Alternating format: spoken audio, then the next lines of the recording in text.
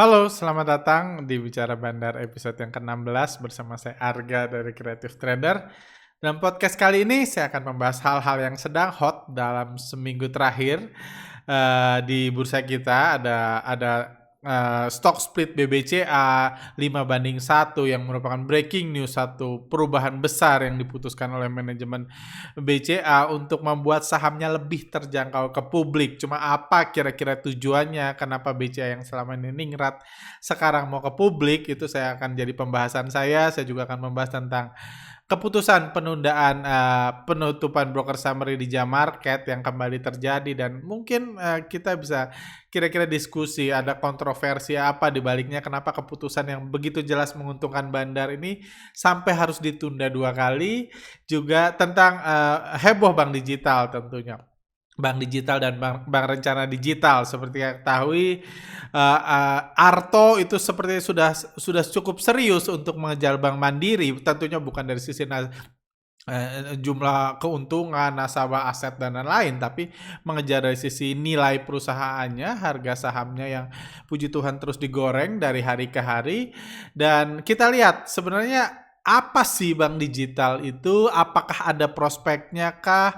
Apakah bank digital ini adalah bank sungguhan yang memang kedepannya akan jadi the future of banking, atau memang bank digital ini sebenarnya hanya produk di bursa saham aja, bukan produk di sektor real, di mana ceritanya cantik, indah, digoreng-goreng demi untuk meningkatkan kekayaan orang-orang tertentu dan untuk penyerapan lah modal investor retail supaya bisa masuk ke saku bandar. Seperti itu, jadi tema itu yang akan kita bahas hari ini. Mari kita mulai.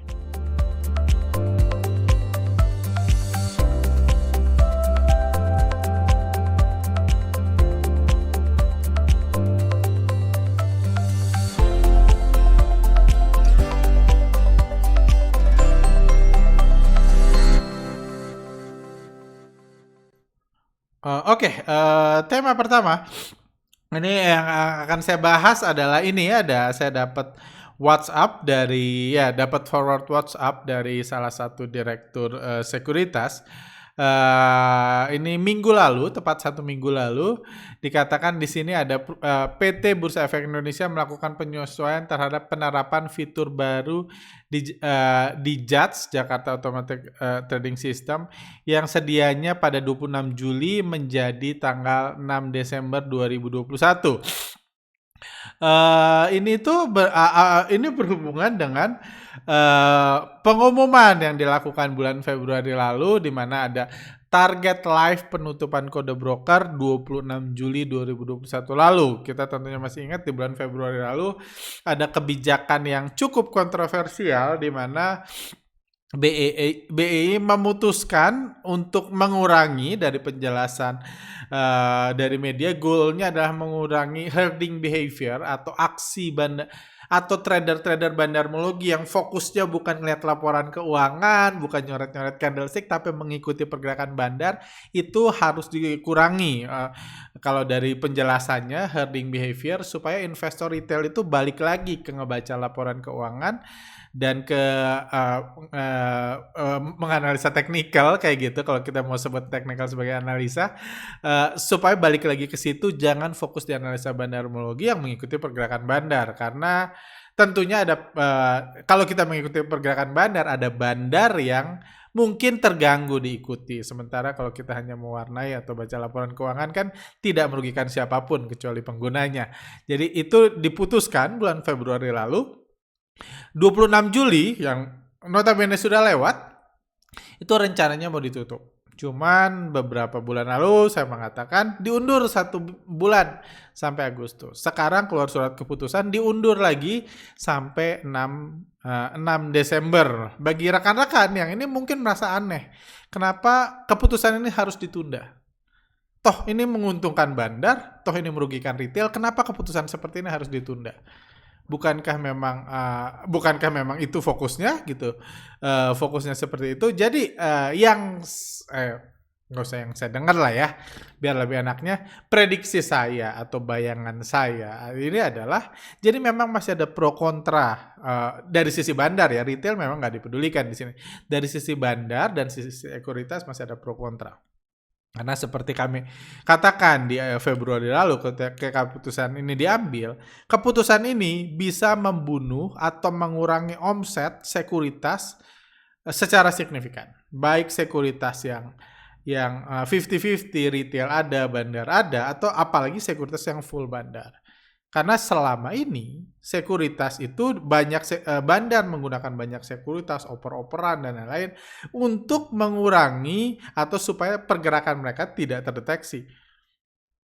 Supaya kalau mereka mau goreng saham, mereka yang analisa bandarmologi nggak langsung masuk sebelum digoreng, atau ketika digoreng langsung masuk distribusi, mereka langsung keluar. Jadi mereka menggunakan banyak trik. Makanya analisa bandarmologi dari tahun ke tahun semakin kompleks. Karena bandar pun, ya karena retail makin pintar, copet makin pintar, tentu bandar pun harus makin pintar. Cuman at one point mungkin bandar memutuskan, gila capek nih kalau harus berubah terus, mendingan retail aja yang ditutup matanya. Kayak gitu. Itu keputusan yang diambil, penutupan mata investor retail, kayak gitu. Cuman, di sisi lain, oke, bandar diuntungkan dengan kebijakan ini. Mungkin semua setuju. Tapi bagaimanapun sekuritas tidak diuntungkan. Wah, kalau lu nggak pakai sekuritas gua lagi karena nggak perlu trik macam-macam, bangkrut dong sekuritas gua. Kayak gitu. Jadi banyak sekuritas dirugikan. Banyak sekuritas yang bisa dirugikan dengan keputusan itu. Karena ya mungkin kalau bandar dulu pakai 20 sekuritas, kalau broker summary ditutup di jam market mungkin tinggal pakai 10. 10 lagi bangkrut bisa-bisa. Kayak gitu, akan penurunan omset, penurunan transaksi, dan penurunan omset dan penurunan transaksi itu merugikan banyak pihak. Sekuritas. Jangan lupa, direktur bursa efek itu dipilihnya bukan oleh investor retail, bukan oleh bandar, tapi oleh perwakilan sekuritas. Kayak gitu. Jadi ini masih, menurut saya, dugaan saya masih ada pro dan kontra. Kayak gitu. Di sisi lain juga sebenarnya ada juga bisa pro dan kontra dari sisi bandar yang mengatur pergerakan harga saham. Karena sampai saat ini bisnis bandaran adalah bisnis yang sangat elit, eksklusif, dan susah bagi orang-orang awam atau orang-orang luar untuk masuk ke bisnis tersebut. Cukup sulit. Karena kompleksitasnya harus menggunakan ratusan akun nomine gitu buat ngegoreng saham, karena nggak boleh transaksi antar orang yang sama, harus menggunakan puluhan broker dan lain-lain, jadi susah untuk masuk ke bisnis tersebut. Jadi ya challenge-nya ini kan, challenge-nya besar, hambatannya besar, tantangannya besar untuk masuk bisnis tersebut. Kayak gitu. Cuman kalau semakin pergerakan bandar semakin dilindungi, jadi semakin gampang untuk masuk. Beberapa di awal tahun lalu saya mengatakan, waktu itu saya dapat backup dari 2 pengusaha di Jakarta, secara modal kita nggak masalah kayak gitu, untuk apa?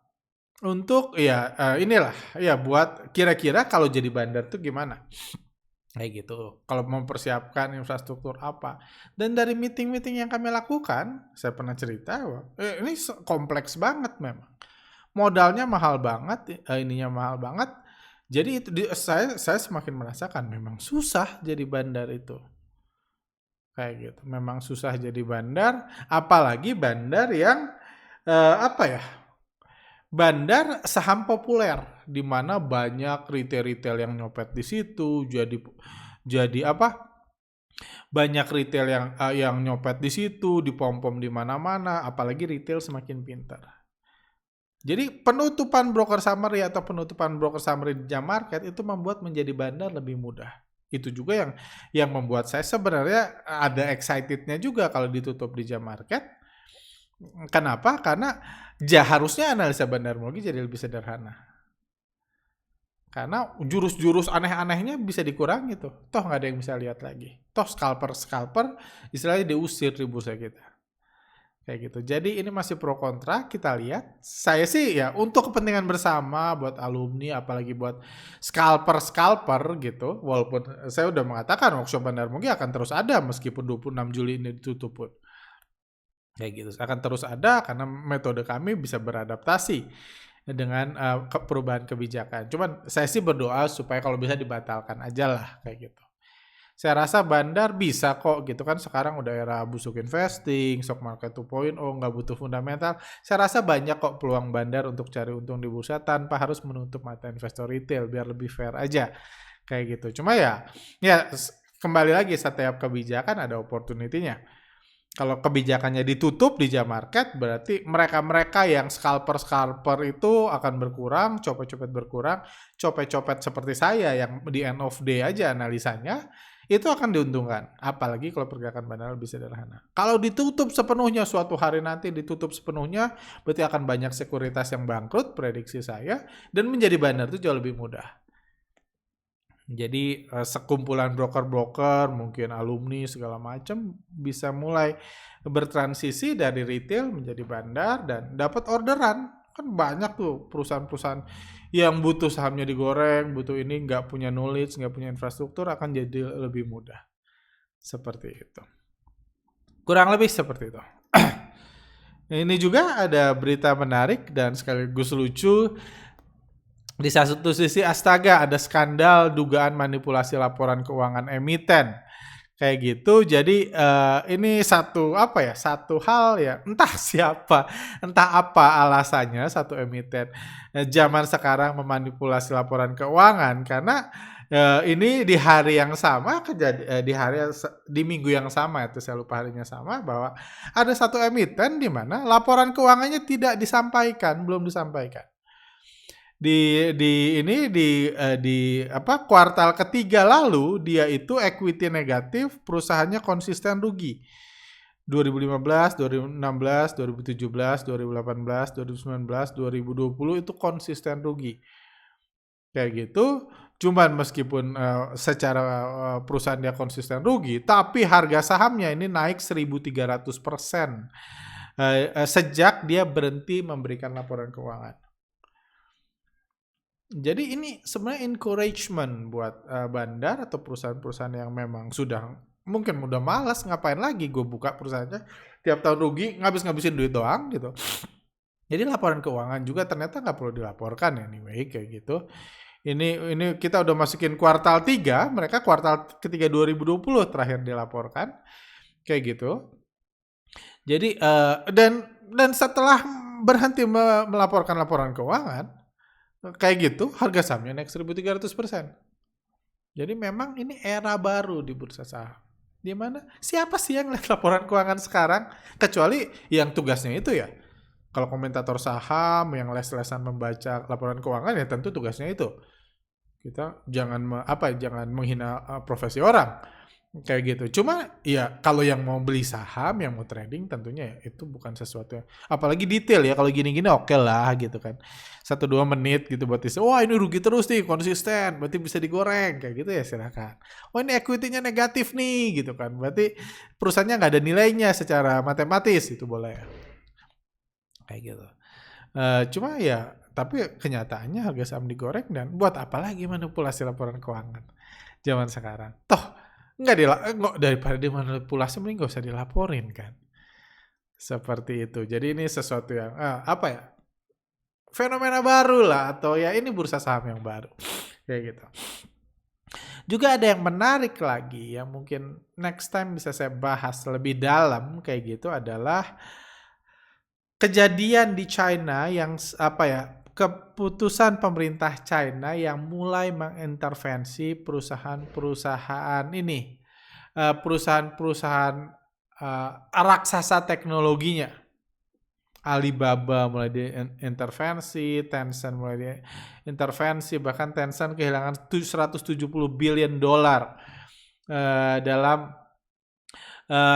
sepanjang bulan Juli lalu dari market cap-nya. Jadi ini sebenarnya fenomena yang bisa menarik, bisa jadi sentimen sangat positif buat para unicorn perusahaan teknologi di Indonesia. Karena kita tahu market terbesar adalah China. Itu market terbesar yang mengalahkan semuanya di dunia. Apalagi bisnis startup, bisnis perusahaan teknologi, bisnis perusahaan IT. Kenapa? Karena bisnis perusahaan IT teknologi itu bisa mereach semua orang di negara tersebut. Atau di dunia kalau perlu. Jangkauannya ini beda sama supermarket. Supermarket hanya mereach bisnis satu itu mungkin radius 20 kilometer dari supermarket itu, atau mungkin radius 5 sampai 10 kilometer itu bisnis supermarket. Sebagus-bagusnya supermarket cuma radius 5 kilometer, 10 kilometer. Sementara kalau toko digital, supermarket digital bisa seluruh negara di reach.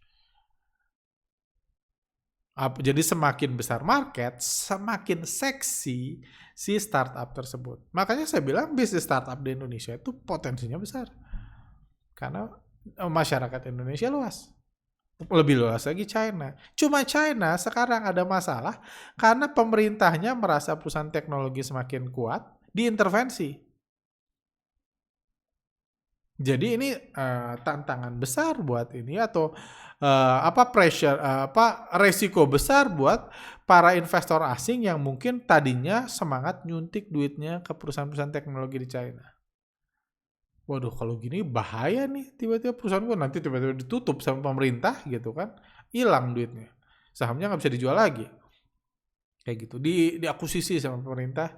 Jadi mungkin negara akan banyak investor asing mulai melirik market terbesar kedua, ketiga di luar Amerika.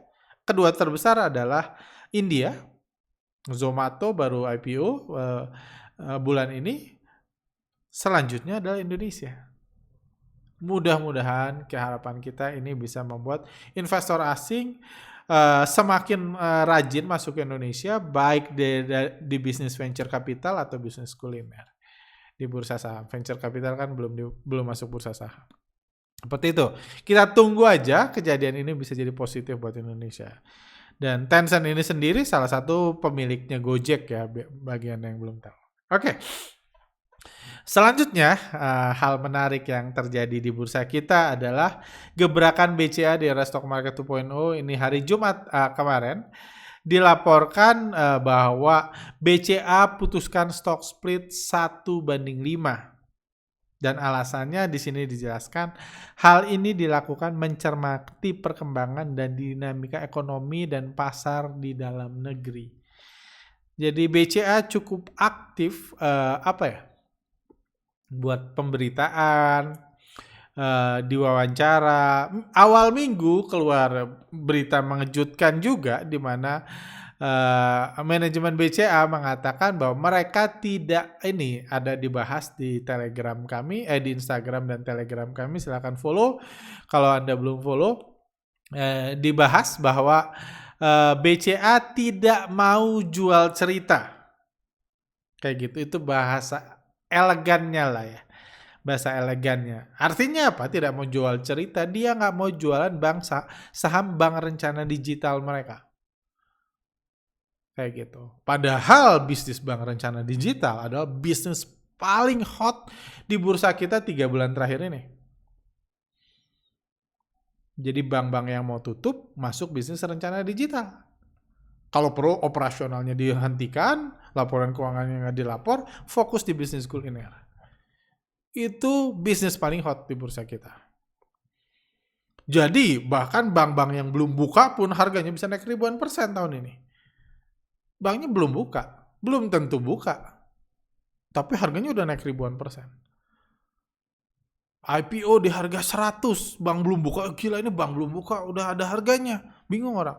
Jadi 2.000 sekarang. Kayak gitu. Jadi itulah enaknya buat bank rencana digital, karena jual mimpi.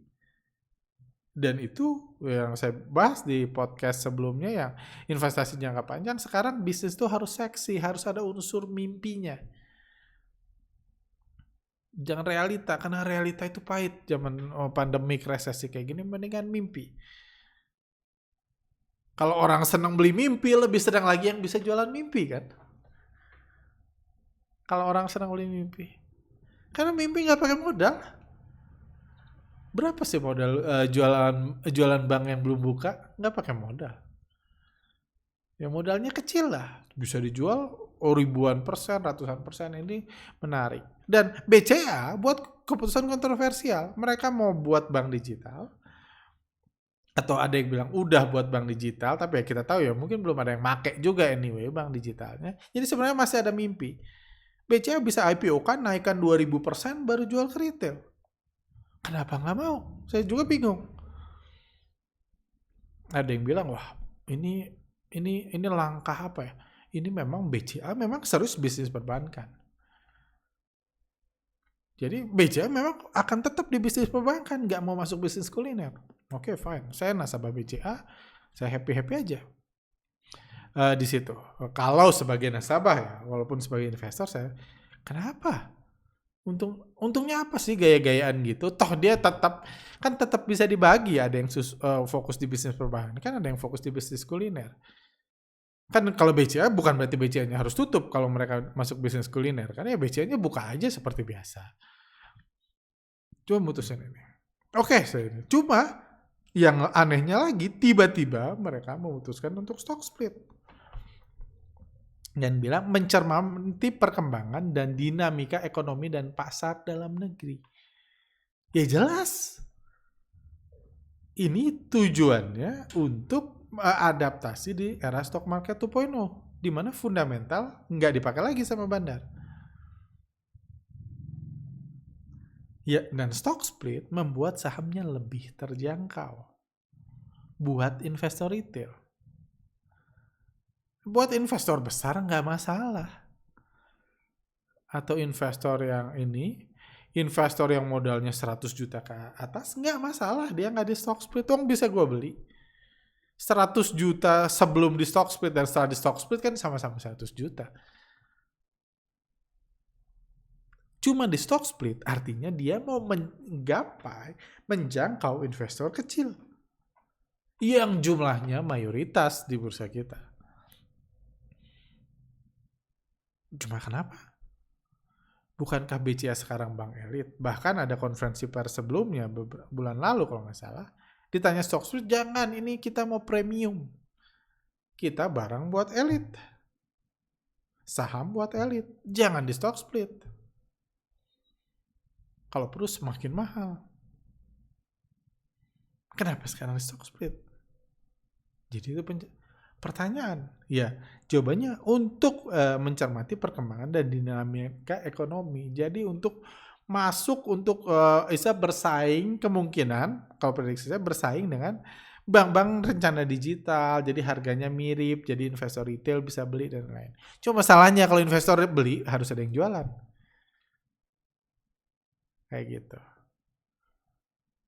Ini bukan game online yang dijual sama komputer, dibeli sama kita. Enggak.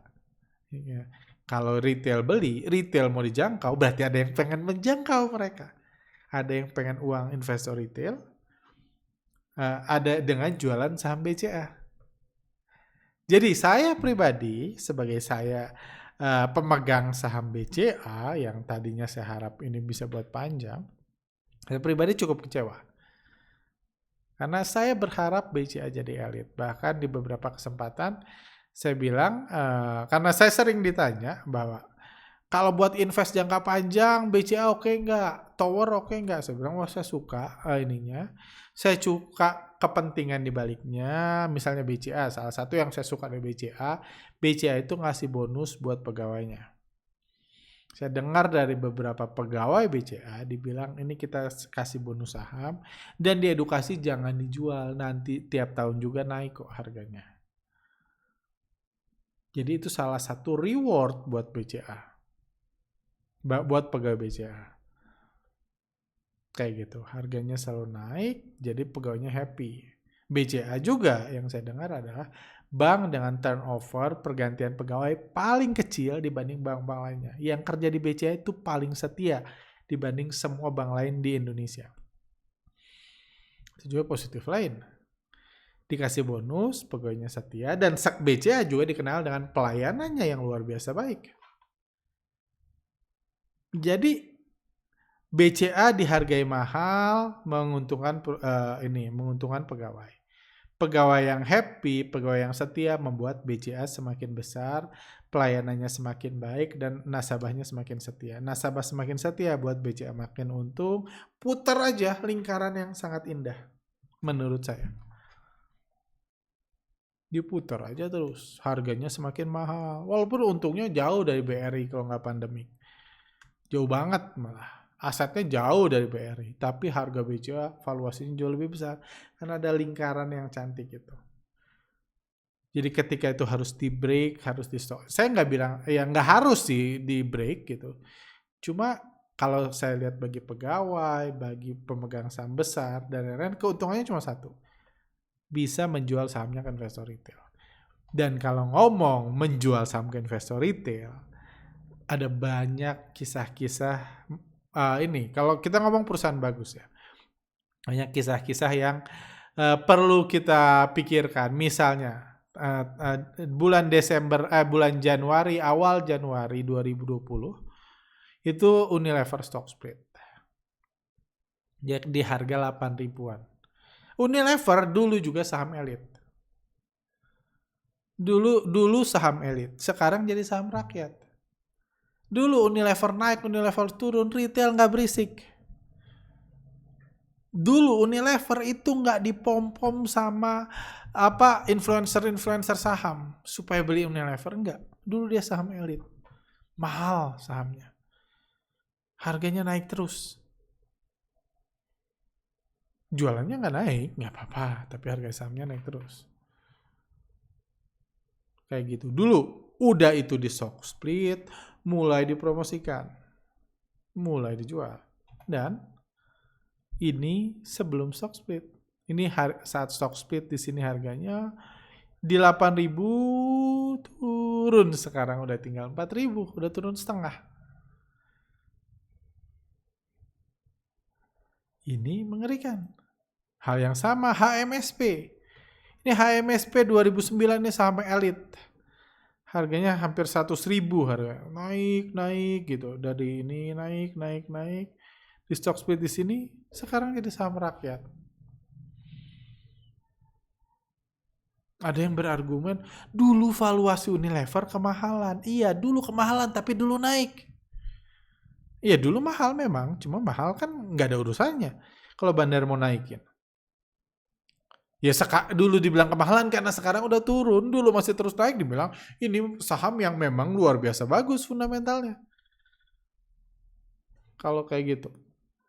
Misalnya kita lihat di sini lah, ini Unilever 12 bulan terakhir. Ini 2000 ini, ada yang bilang Unilever perusahaan jelek, 2015 naik 5 triliun untungnya. 2016 6 triliun, 7 triliun, pernah 9 triliun sekali 2019. 7 triliun lagi, tahun ini bisa 6 triliun di tahun pandemik atau bisa lebih. Sampai tahun 2020 masih 7 triliun, 9 triliun, segitu-segitu aja untungnya. Cuman 2015 naik, 2016 naik, 2017 naik, 2018 masih naik. Ini kalau Anda lihat grafik Unilever kita buat grafik per minggu ya. Nah, zoom out. Nah, dulu dia naik tiap tahun 2007, 2014, 2015, 2016, 2017 naik. Terus turun. 2018 untung besarnya itu 2018 untung, lihat. Untungnya paling tinggi itu 2018.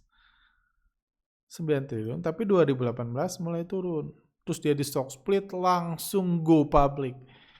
Jadi saham rakyat yang sekarang nyangkut, banyak banget yang DM kami nanya nasib Unilever gimana. Jadi kalau dibilang valuasi Unilever kemahalan itu kecap doang. Orang yang sama dulu nyaranin Unilever ketika valuasinya jauh lebih mahal. Kayak gitu. Kalau ngomong PBV misalnya kita berfundamental ria kayak gitu. PBV dulu pernah 80 2017. Pas profitnya tinggi itu, pas profitnya lagi bagus-bagusnya 8 triliun, 45, 60 pernah, 56, 40 kayak gitu. Jadi kemahalan itu ini doang gitu. Kalau naik nggak dibilang kemahalan, nggak dibilang over value. Udah kemahalan enggak karena masih digoreng. Jadi yang lebih penting adalah ini saham ningrat yang punya pemain besar atau kayak sekarang yang punya pemain kecil. Sekarang orang udah jadi korban Unilever. Kayak gitu. Dan kalau kita lihat Unilever pasca ini, pasca dia stock split di 2020 ini ya. Dulu di akhir 2019 kepemilikan investor retail di Unilever, ini ada grafik foreign flow kami, itu 3,8%. Di stock split, dipermurah harganya, sekarang 13%. Udah naik 10% kepemilikan investor retail. Rakyat jelata lah kasarnya investor retail itu. Unilever tetap sama, profitnya tetap segitu-segitu aja. Tapi ketika dimiliki rakyat jelata, harga sahamnya langsung turun, jeblok, dan kepemilikannya pindah dari 3,8 jadi 13%. Kayak gitu. Jadi ini yang semoga doa saya nggak terjadi di saham ini. Di saham BCA nanti after stock split. Semoga itu doa kita, harapan kita supaya adalah saham elit, adalah saham blue chip. Jangan semua dikuasai oleh belusuk. Seperti itu. Oke. Jadi itu doa saya, cuma ya kita harus berwaspada. Positifnya lagi sebenarnya saham-saham kalau kita lihat sebelum stock split biasanya sahamnya digoreng dulu. Jadi kalau ini ya siap-siap aja kita belajar ini. Karena cuma kalau kepemilikan retail tambah, BCA jadi saham publik, retail kayak gitu. Ingat retail nggak bisa naikin harga. Retail biasanya nyangkut barang. Bukan naikin harga. Saham yang semakin dikuasai bandar, semakin elit, semakin gampang naikinnya. Kayak DCII. Kayak gitu. Dari 100 ke 60 ribu. Karena dikuasai bandar. Kalau dikuasai retail, kayak Bumi. Kayak itu, nggak naik-naik. Oke. Fenomena lain adalah Pak Jerry Ang yang sekarang katanya bankir Jerry Ang jadi orang terkaya nomor 5 di Indonesia. Jadi ini berita yang mulai ini hikmat, bukan hikmat, rezeki yang datang dari stock market 2.0 ketika fundamental dihapus dari bursa saham. Jadi mulai banyak orang yang mendapat rezekinya, mendapat manfaatnya. Dimana sekarang untuk jadi orang terkaya itu nggak usah buat perusahaan bagus. Perusahaan bagus enggak itu inilah subjektif lah. Orang bisa bilang bagus enggak, tapi nggak usah buat perusahaan untung. Yang penting buat perusahaan yang harga sahamnya naik terus. Jadi orang terkaya. Pak Jerry Ang, salah satu pemegang saham mayoritas di Arto, sekarang udah peringkat kelima. Dan keberhasilan beliau, visioner beliau kayak gitu, sepertinya sudah memotivasi para konglomerat lain. Toh udah nggak ada fundamental udah dihapus dari bursa kita. Jadi untuk terus memotivasi. Sebagai investor retail kita tentunya harus bersyukur.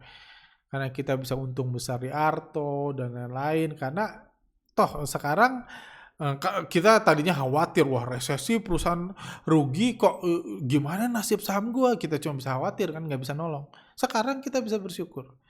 Perusahaan busuk pun harganya bisa terus naik kok. Kayak gitu, apalagi kita paham manfaatnya apa, kenapa dinaikin, kepentingannya apa, lebih nyaman lagi untuk trading di saham-saham seperti ini.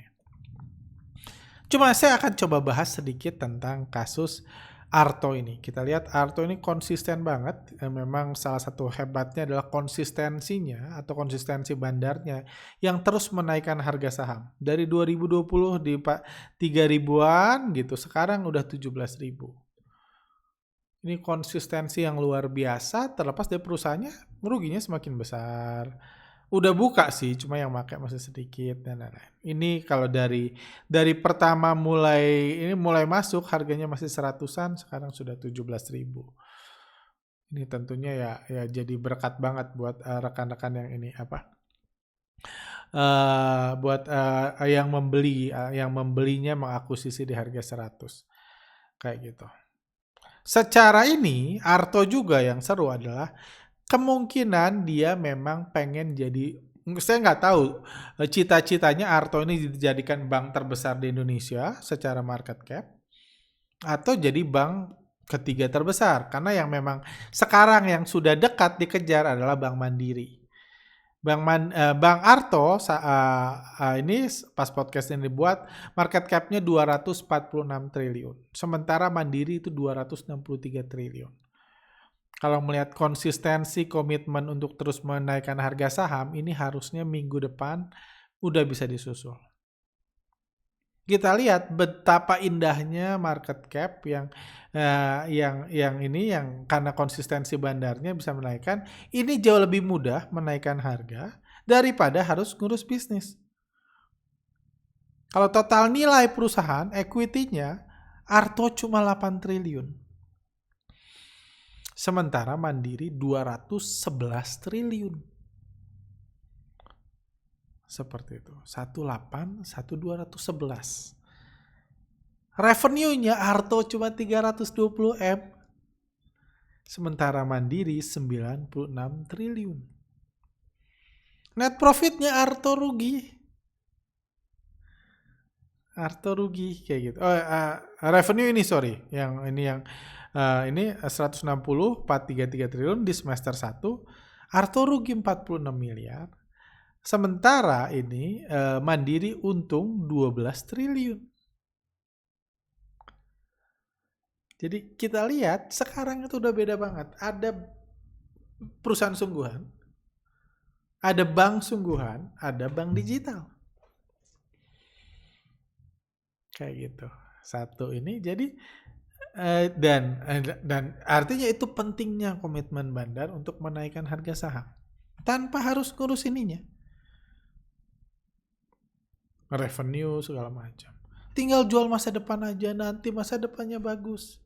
Kalau belum bagus ya tunggu lagi, nanti bagus. Kok masih rugi nggak apa-apa, nanti juga bagus.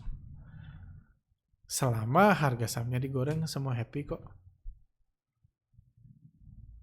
Dan fokusnya goreng saham aja kan. Ngapain ngurus perusahaan, repot.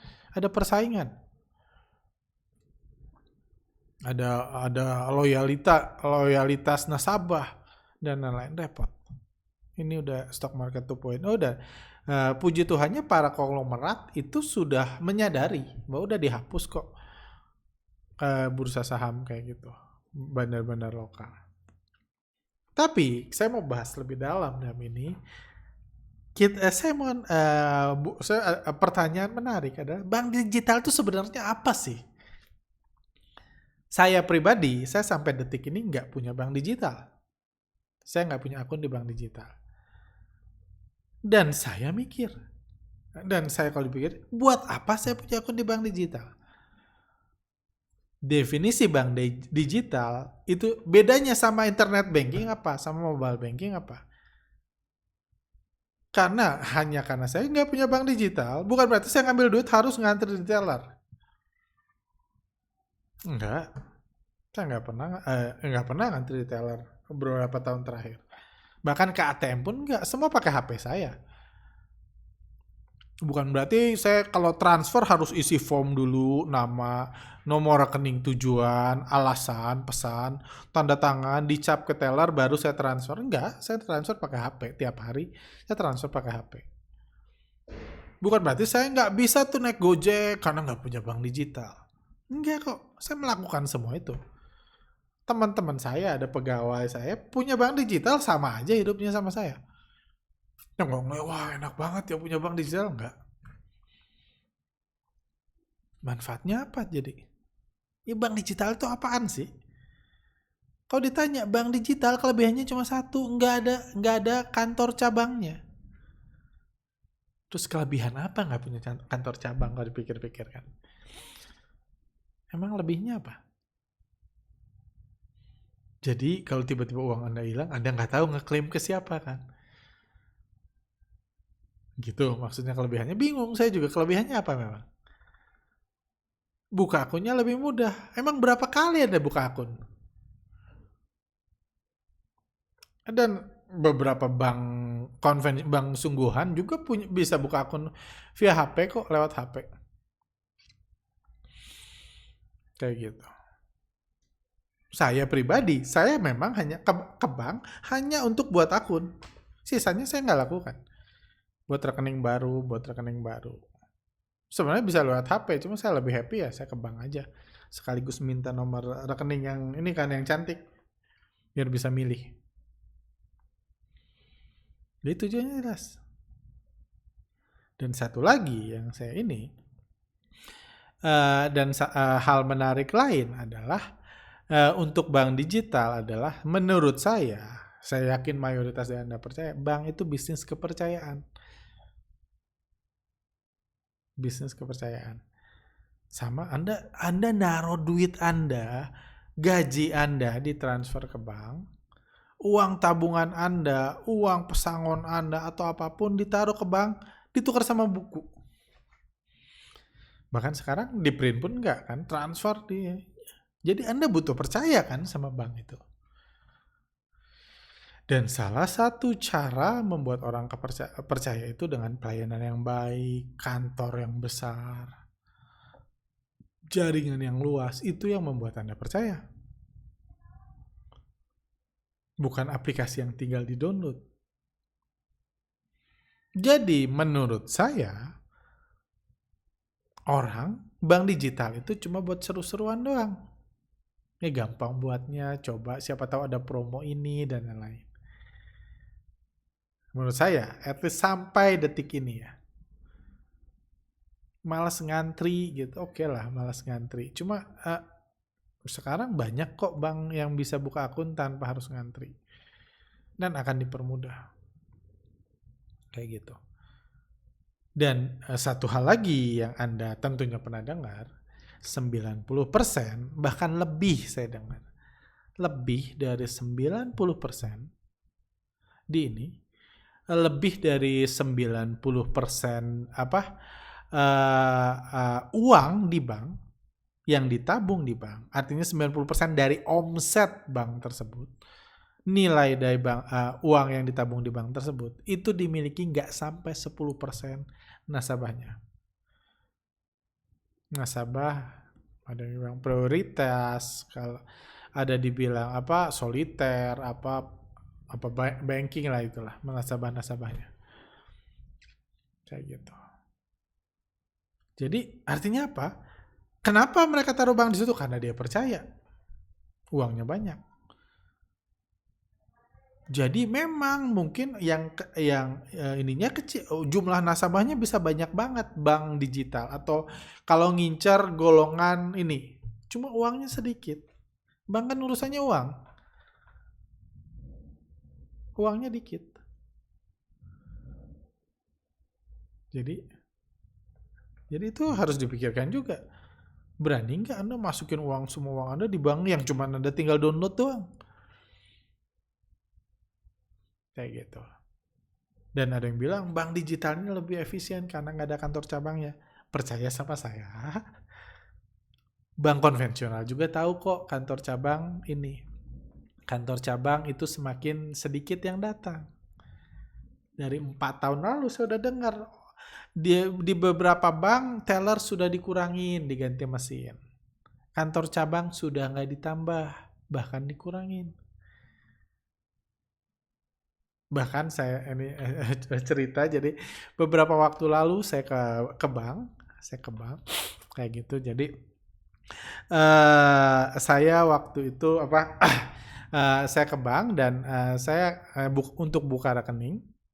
Kebetulan ya saya ada di bank nasabah soliter, nasabah prioritas di ini di BCA.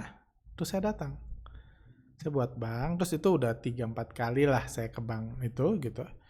Terus saya ngelihat, saya perhatiin di bank itu kok banyak banget orang tua ya.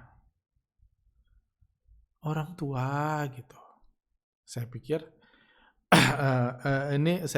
si orang tua itu ini terus akhirnya saya iseng, saya nanya ke si tellernya, si mbaknya, customer service-nya, Mbak, kok di sini banyak banget orang tua ya? Bahkan yang menarik perhatian saya, ada nenek-nenek yang jalan aja harus dituntun datang ke bank itu. Terus saya tanya ke mbaknya, Mbak, ngapain sih nenek itu? Karena saya tahu dia pasti banyak duit. Dia nasabah soliter pasti banyak duit, saya pikir. Ngapain si nenek itu datang ke sini gitu? Kenapa nggak nyuruh pegawainya aja? Kayak gitu. Saya bingung. Ngapain dia? Mau buka akun kah gitu? Mau buka internet banking ngapain dia gitu? Dia bilang, oh Pak, di cabang ini katanya 80% yang datang itu orang tua Pak. Saya ngerasa, wah ngapain gue di sini gitu kan? Terus saya bilang ngapain? Ya ini kayak ibu itu dia punya toko. Dia mungkin operasional tokonya udah terlalu berat, ini udah diurus anaknya, cucunya dan lain. Dia punya usaha. Jadi tiap hari, tiap pagi dia diantar supirnya ke bank itu, ngambil cash 20 juta mungkin buat kasir, dibawa pulang ini. Jadi aktivitas, Pak, katanya. Jadi kita ngurus orang tua semua di sini. Terus saya nggak malu sendiri, kenapa saya di sini kalau gitu ya, Pak? Harusnya saya kerja, saya bilang. Harusnya saya kerja ya, kenapa saya di sini gitu, ngerasain di sini. Pantesan orang tua semua. Jadi percayalah, bank juga tahu kok. Apa susahnya mereka ngurangin teller?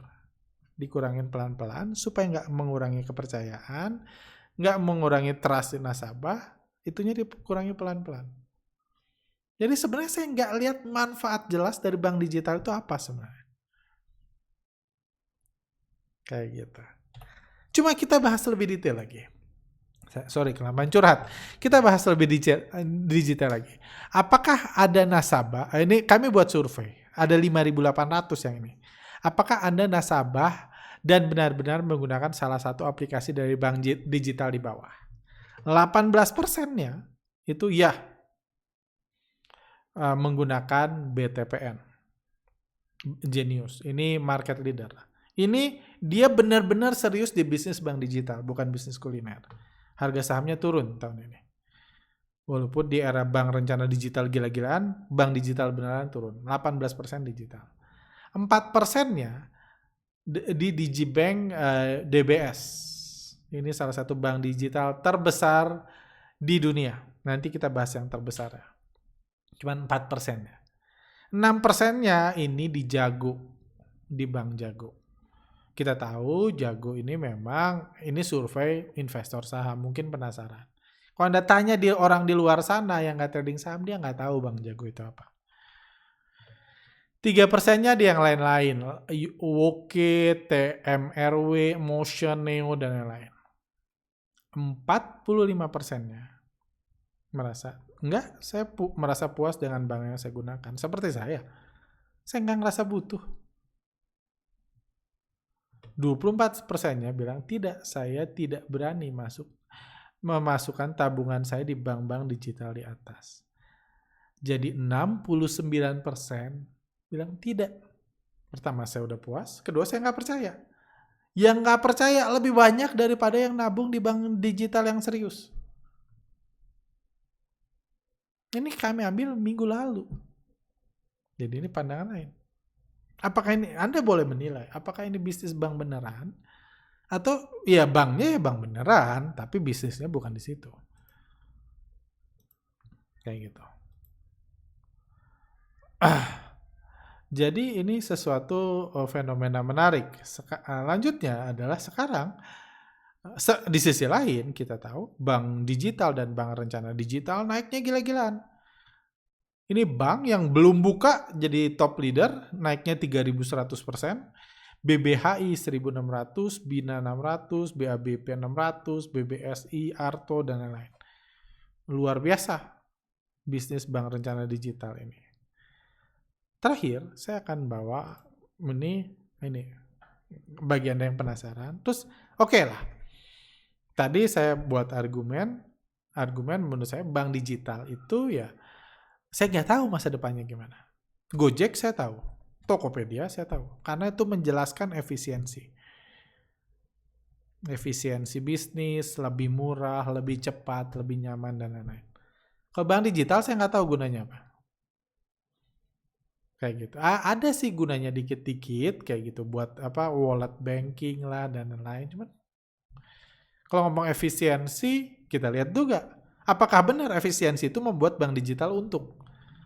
Karena so far rugi semua. Enggak, BTPN untung sih gitu. BTPN untung, cuma BTPN ya harganya nggak kemana-mana. Apakah efisiensi nggak punya cabang itu lebih menguntungkan daripada merugikan? Atau lebih ini? Sekarang kita belajar bank digital terbesar di dunia. Bank digital terbesar di dunia itu namanya Nubank, bank di Brazil. Nubank, ini biggest digital bank in the world. Ininya Nubank. Ini banknya. Oke. Anda bisa googling sendiri. Ada 39 million user, valuation-nya 25 billion. Kita lihat ini bank apa.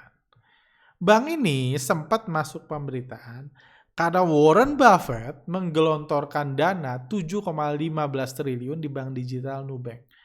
Bank digital di Brazil. Ada pembelajaran lain di sini. Warren Buffett nyuntik. Banyak yang ngira Warren Buffett beli saham Nubank. Wah, berarti bank digital ini masuk value investing. Kalau kata tukang jualan seminar value investing. Padahal Warren Buffett tidak menggunakan value investing lagi sudah lama. Berarti prospeknya cerah. Let's see. Dan banyak yang mengira beli saham Nubank. Padahal Nubank belum IPO. Nubank baru mau IPO di Amerika. Jadi Warren Buffett tidak beli sahamnya di pasar bursa saham. Nubank ini IPO aja belum. Jadi Warren Buffett itu masih kayak Bukalapak, masih kayak Gojek, masih dalam urusan startup. Dia masih disuntikin duit. Yang nyuntik duitnya Warren Buffett. Yang nyuntik duitnya Warren Buffett 7,19 triliun. Jadi kalau Anda mengira Warren Buffett masih ikut value investing, itu salah banget. Dia malah masuk bisnis venture capital. Sebelum sahamnya digoreng, sebelum masuk bisnis kuliner di bursa, dia masuk duluan. Kayak gitu. Dia masuk duluan, dia IPO aja belum. Itu yang saya bilang kan, venture capital is the new value investing. Tahun lalu saya udah ngomong itu. Warren Buffett sekarang masuk bisnis venture capital. Nih, saya ada nggak ini screen cap-nya? Kayak gitu. Terus pertanyaannya, apakah Nubank ini untung? Rugi. Bank digital terbesar di dunia, dia semakin besar, semakin rugi. Itulah bisnis venture capital. Itu saya bahas di seminar IPO Bukalapak, bisnis fintech. Jadi ini bank digital, ini terus rugi, tapi Warren Buffett beli. Value-nya di mana? Jadi hanya orang yang nggak ngerti value investing dan nggak ngerti Warren Buffett yang masih mengatakan Warren Buffett pakai value investing. Kalau Anda semakin paham, Anda tahu. Nggak kok, nggak ada urusan. Kayak gitu. Ini di seri G ini Anda bisa googling sendiri. Berkshire itu nyuntik duit. Makanya dia bukan beli. Dibilang dia menyuntikkan uangnya di Nubank. Sebanyak $500 juta untuk nanti karena dia mau IPO biar bisa bisnis kuliner. Kayak gitu. Jadi banknya rugi terus. Dan sedikit karena kebetulan saya pernah tinggal di Brazil. Ketika saya udah di Indonesia ketika Nubank ini buat. Cuma saya baca-baca berita dari Brazil. Jadi Nubank ini adalah bank yang bisnis awalnya bukan bank digital. Dia bertransformasi jadi bank digital. Bisnis awalnya adalah pinjaman online. Pinjaman online memang booming. Di seluruh dunia, di Indonesia juga booming. Jadi sebenarnya, dan Nubank ini bergerak cepat. 2015 dia udah rugi. Artinya sudah beroperasi. 2016 rugi, 2017 sudah rugi. Sementara bank rencana digital baru mau dibuat 2020. Jadi udah ketinggalan zaman banget. Kalau Anda lagi mau meng-capture orang-orang pinjol. Pinjol udah ada duluan sebelum bank rencana digital. Terus dia mau nge-capture siapa sekarang? Si bank rencana digital itu. Nasabah mana yang mau diincar? Jadi memang kalau saya lihat ini jauh lebih berprospek masuk stock market 2.0 jadi produk gorengan daripada bisnis beneran. Menurut saya itu jauh lebih berprospek daripada bisnis rencana digital. Karena bank beneran bisa dengan mudah ngurangin cabangnya. Bank beneran udah punya kepercayaan, punya nasabah. Toh nasabah baru berapa sih yang belum punya bank sekarang? Kayak gitu. Bank beneran bisa untung besar, bank digital belum tentu bisa untung, belum ada buktinya. Bank digital, BTPN itu kan bank beneran juga, baru dia buat aplikasi digital. Yang pure digital belum tentu untung, bank terbesar digital pun belum untung. Tapi Warren Buffett aja berani nyuntik dana ke startup ini. Untuk masuk nanti dijual pas udah masuk bisnis kuliner. Jadi ya ini pandangan saya tentang bank digital. Saya nggak bilang banknya jelek, sahamnya nggak layak dibeli, bahkan sejak beberapa bulan lalu bilang, saya ini trennya bank rencana digital. Cuma Anda nggak usah percaya ini the future of banking dan lain nggak usah percaya itu. Bukan Anda yang nggak percaya pun bukan berarti nggak usah beli sahamnya kan, karena ini produk bursa saham. Kalau di Indonesia, bank benerannya sendiri belum masuk jadi produk bursa saham, bank digital beneran yang terbesar di dunia. Dan jangan lupa dia startnya di pinjol, bukan startnya di bisnis perbankan digital. Jadi dia meng-capture nasabahnya, dia punya nasabah berapa juta orang itu karena bisnis pinjolnya. Bukan, wah bank gua nggak ada kantor cabangnya, makanya lu nabung di gua ya. Bukan karena itu. Sementara bank digital Indonesia yang dijual nggak punya kantor cabang. Ya sebenarnya namanya juga bank mau tutup kan, ngapain dia punya kantor cabang? Dia buat bank rencana digital. Jadi ada dua hal yang sangat berbeda di sini yang membuat Anda bisa menilai resikonya gimana. Saya sendiri punya beberapa saham bank rencana digital dan bank digital saat ini. Tapi saya nggak menganggap ini the future of banking. Jadi saya tahu resikonya. Seperti itu. Oke, terakhir. Wah, udah 57 menit saya kebut. Kok aneh ya sekarang CTS terima endorse. Video teraneh, ini satu lagi. Video teraneh sepanjang saya tonton CTS. Seakan-akan anaknya Pak Arga diculik lalu beliau dipaksa untuk membuat video ini. Pertama saya belum punya anak. Tapi jujur saya happy melihat ini. Karena ya ini tentunya saya tahu akan ada kontroversi ketika saya membuat video tentang investasi jangka panjang. Pertama, saya nggak ngomong.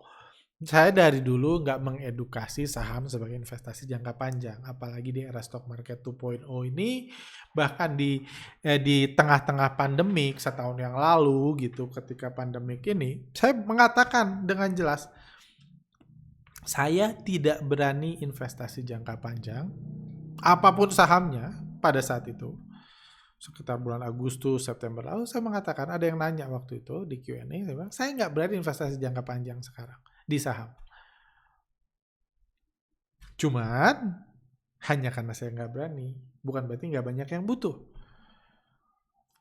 Karena banyak juga pertanyaan, Pak, berarti sekarang saham nggak bisa invest jangka panjang ya? Invest di mana nih, Pak? Ada kenalan saya karena dia ngerasa bursa saham udah mengerikan, dia pindah beli uang palsu buat invest jangka panjang, sekarang rugi besar. Kasihan. Karena memang ngejelekin gampang kan, ngomong ini gampang, cuman ngasih solusi itu yang susah. Saya berharap bursa saham kembali ke stock market 1.0, cuma udah dirubah sama bandar, udah dihapus itu bursa, hanya tinggal masa lalu. Bilang sekarang bursa saham itu udah nggak ada hubungannya. kondisi perusahaan sama harga saham. Ngomongnya gampang. Solusinya gimana? Kalau dibilang ikut workshop bandar, mau ikutin pergerakan bandar, dibilang jualan. Tapi kalaupun orang mau ikut terus bilang, tapi saya mau investnya jangka panjang Pak, saya ngeliat market sebulan sekali, itu saya harus gimana? Waduh, saya bilang, waduh kalau lu ngeliat market aja sebulan sekali, gimana ngikutin bandarnya? Bandarnya kerjanya tiap hari, saya bilang. Berat banget kalau ngeliat market sebulan sekali baru mau analisa. Seperti itu. Jadi karena itu, jadi banyak pertanyaan. Jadi saya buatlah video itu.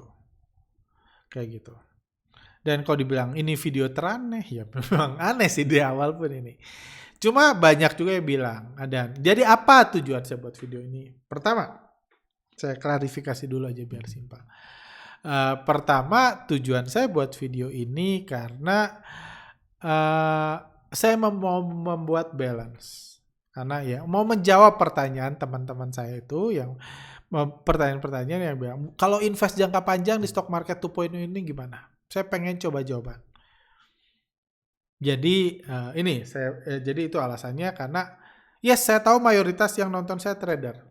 Saya happy kayak gitu, saya akan keep seperti itu, saya juga trader, Anda trader. Menurut saya kita akan lebih mudah saling melengkapi, saling mengedukasi.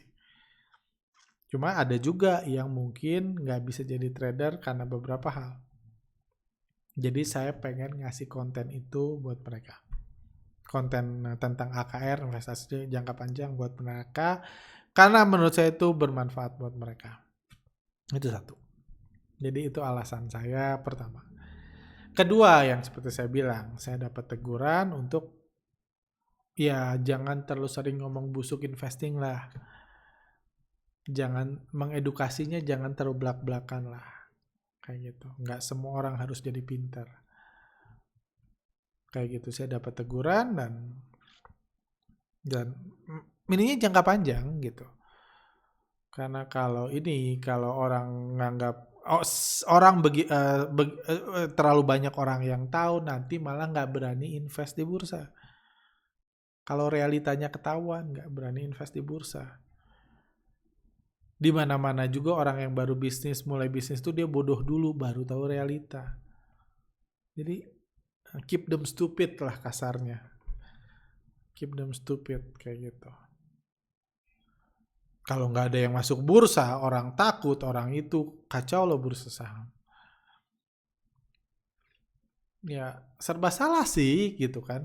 Serba salah, cuma ya saya bukan akan berhenti ini, cuma itu saya buat balance deh.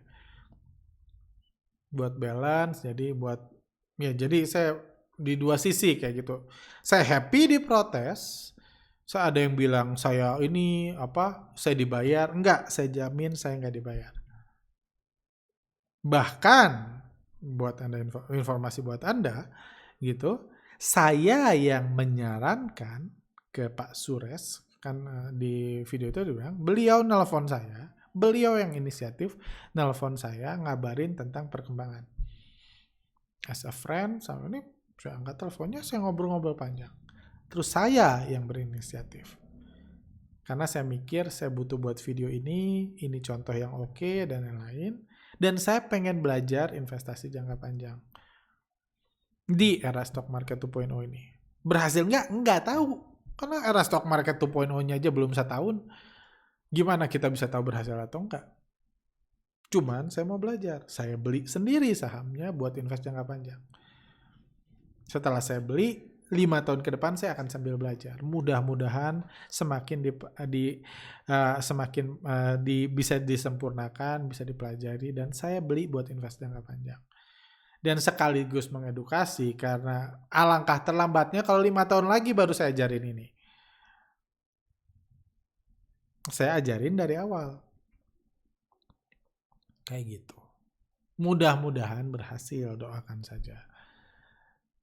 Saya yang inisiatif, Pak, kita buat konten gimana, Pak? Boleh nggak kita obrolan ini kita share di obrolan ini kita share di YouTube, kita publikasi. Kayak gitu. Jadi itu itu tujuan saya, mudah-mudahan bisa bermanfaat buat Anda. Kembali lagi, kalau Anda yang trader, Anda menganggap itu jebakan, bom-bom, tinggal nggak usah dibeli sahamnya. Saya nggak minta Anda sama sekali beli. Cuma ya Anda lihat di komen-komen juga ada yang pro, ada yang kontra. Ya saya buat video ini buat yang pro aja. Yang kontra kan nggak usah ditonton juga anyway.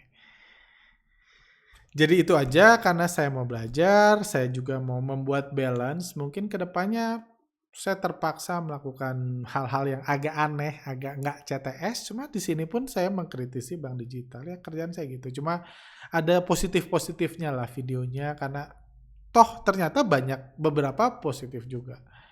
Ya demi ini bersama lah kayak gitu. Karena ya kembali lagi benar saya setujui harus ada balance. Di rantai makanan pun harus ada yang makan dan harus ada yang dimakan.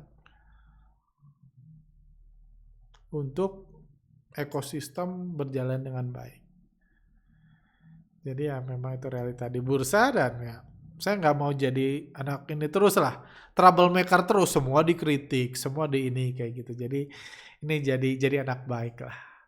Edisi CTS jadi anak baik. Karena bagi saya itu tujuannya bukan hanya saya untuk menjadi anak baik atau untuk saya berdamai supaya akun saya nggak akun saya nggak disuspend kayak gitu atau website diblokir, nggak website nggak akan dibuka sih kayaknya blokirnya.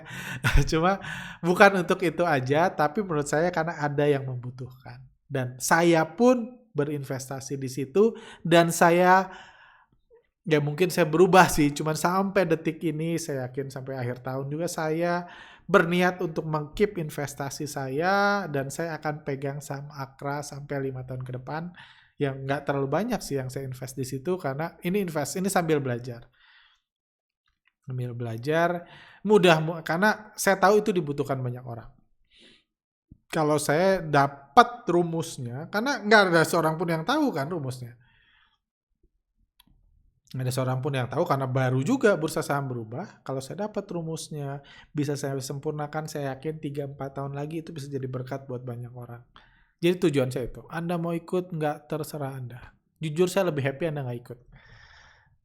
Kalau itu. Saya happy kalau Anda dapat poinnya, bisa kembangkan, sesuaikan dengan gaya Anda, saya lebih happy. Tapi saya lebih happy Anda nggak ikut beli sahamnya, cari aja saham sejenis. Kurang lebih gitu. Oke, sampai sini aja podcast kali ini udah sejam lebih.